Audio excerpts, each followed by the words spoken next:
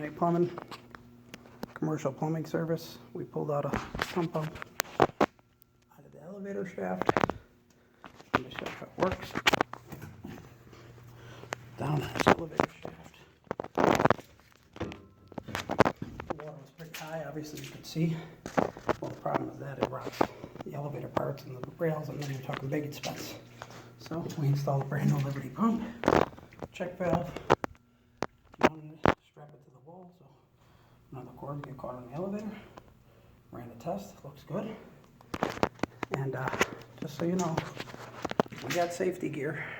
We're plumbers, but we have the knowledge, we have the experience, we have the training for commercial plumbing service. Give us a call. Even from the small jobs to difficult jobs, we've done a lot of them, so we're very experienced and know what it takes. I mean, obviously we got a safety barrier, got all kinds of stuff.